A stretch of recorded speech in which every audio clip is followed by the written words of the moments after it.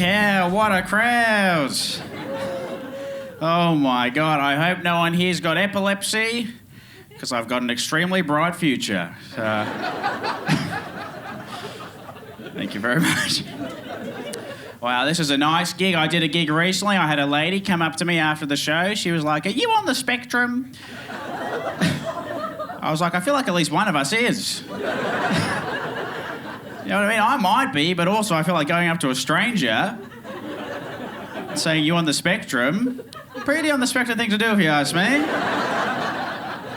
what I mean? Game recognises game, you know? We're like two bus drivers nodding at each other, you know? But I don't know if anyone here feels like they have a sixth sense for certain things, but I feel like I have a bit of a sixth sense for something, and sorry to be so crass so early in my set, but I can always tell when a fella is circumcised or uncircumcised when I see their penis. When I see the penis, I know for sure. But I tell you, I've been getting a bit into this jiu-jitsu lately. Been loving doing a bit of jiu-jitsu. I love this bloody sport because I don't mind getting choked a little bit. So it's good. It's good if you don't mind getting choked out by a 40-year-old accountant with a sweat gland issue. You know, it's nice. He's got his arm around my neck. He's going tap out, tap out. I'm like, why would I? I'm having the time of my life right now. I'm actually a black belt in jiu-jitsu because the other guys are too creeped out by me. They won't come near me, you know? It's a win by default, yeah?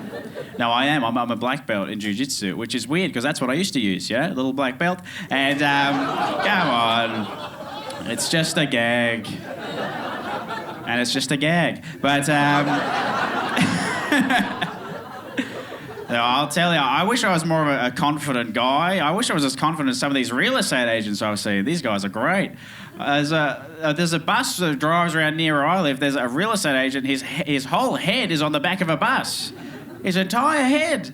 And they just give their numbers out as well. It's crazy. They just hand their numbers out everywhere. It's on the back of a bus. His head is on the back of a bus. Then his number is underneath. Then under that, it says, "A real estate agent you can trust." And I did trust him. I made him my emergency contact.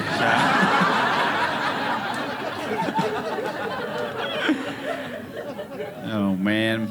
I went to a little restaurante before I came here, and I hate when you go to a restaurant and you ask to use their bathroom. They're like, "Sorry, you got to walk through the kitchen to get to the bathroom." I hate that. I never want to see the people making my food. It's never the cleanest looking fella I've ever seen in my life. It's always the type of guy who's got like a neck tattoo of a hairnet but no hairnet, you know, that type of guy. Happened to me recently. I had to walk through the kitchen to get to the bathroom. I was walking through. There's a guy working there and he didn't turn around. So he just thought I worked there as well. He started bossing me around. He's like, "Can you put those fries on over there?"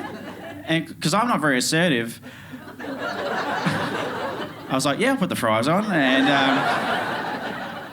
anyway, I've been working there 3 years now, so it's good.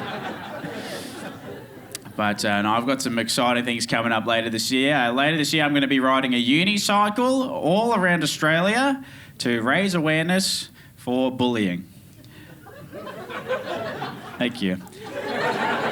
I'm trying to bring bullying back, so it's going to be good.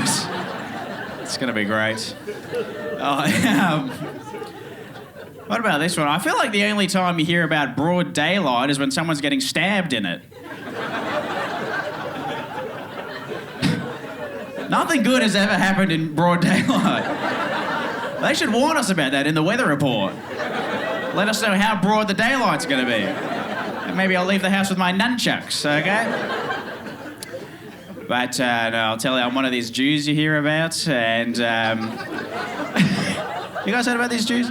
And I've been reading some stuff about the Jews lately. It sounds bad. It sounds like some bad stuff's happening. There's a bit of anti-Semitism out there. And I just feel like if this anti-Semitism, if it keeps going or if it gets even worse, I just think that's going to lead to a lot more TV opportunities for me. So I say let's keep it up. You know what I mean? Yeah.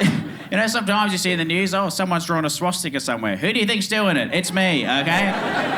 Get me on Lego Masters. But I'll tell you this, I'm excited to get older at some point. I feel like it's really going to suit me, you know. I can't wait to get to the age where I can start calling people son. I've always wanted to do that. I've started doing it now just to see if I can get away with it. I'm 30, but I said it to my 20-year-old barista today. He gave me my coffee. I was like, thank you, son. He was like, what? I was like, nothing. Just trying something, you know, just trying something. But no, it's not all good getting older. The older you get, the less chance someone's going to sign your cast.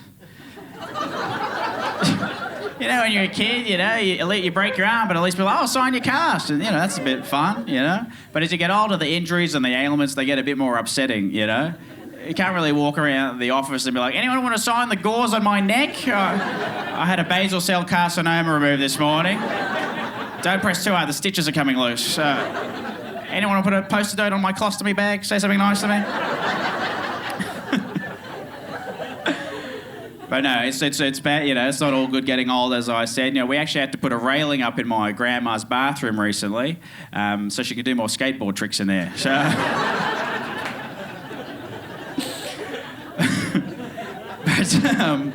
no, I'm excited to get older. I feel, yeah, I've never really felt young. I was talking to one of my friends recently. He was telling me about a time. He was in his early 20s. He was in Europe, and he climbed this bridge, and he did a backflip off the bridge into water. It was like a 20-metre jump. And I was like, weren't you scared? And he was like, you know, when you're that age, you feel invincible. I was like, I'll stop you right there. I've never felt invincible for 1 second in my entire life. I was 18, I had a harness on in the shower in case I slipped. I swear to God. I did. My mum was on the other side belaying me. She had the slack, you know what I mean? I'm not going free solo in the shower, you out of your mind? I'll tell you what I was getting up to in my early 20s. I remember it was a Friday night. I was with my 3 friends, and we didn't know what to do that night, so we Googled, what do you do for fun on a Friday night? Which is sad. But we did get an answer. It said, if you have 4 people, there is a way where you can turn your bodies into a table. Has anyone been a table here before? Nobody's been a table. Oh, losers. You guys got to be a table. It's unbelievable. There's a way you can do it. It's sort of like you're all leaning backwards and you're like crisscrossing over each other's bodies. And we were naked, but you don't have to be. And and that was our big Friday night, just walking around my friend's house as a table, you know. Some people are doing cocaine off a table. We were the table, you know. It's crazy. And now I've got a girlfriend, which is nice. And sometimes at night she will embrace me. It's my favourite bit. And she'll say, I've never felt closer to anyone else in my entire life. And I say, me neither. And obviously I'm lying. I'm thinking about being a table with my friends again. Take me back to the table days. Thank you very much, everyone. See you later. One more time for Ben Kochan!